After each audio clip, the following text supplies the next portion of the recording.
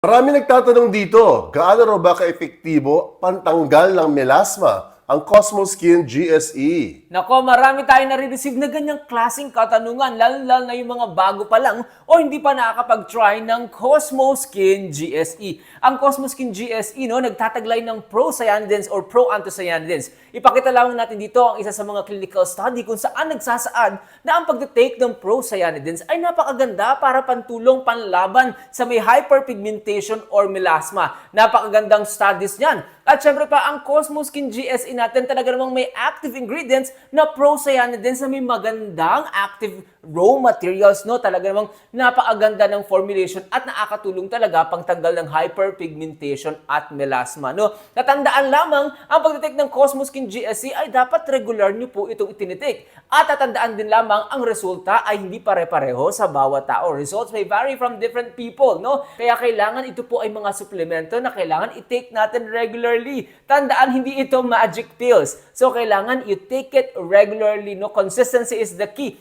At syempre pa, pinagsama natin sa isang promo pack ang Cosmoskin GSE at ang Cosmo C para mas mabilis yung ma-absorb ang Cosmoskin GSE na may pro-cyanidins. Nako, pag dalawang ito ang pinagsama nyo, at sinama nyo sa nightly routine niyo, talaga namang makakatulong sa inyo para magtanggal ng hyperpigmentation at melasma. Aprobado pa ng Food and Drug Administration, naka-promo pack na para mas makatipid kayo. Kaya ano pa hinihintay nyo? Check out yun na yan.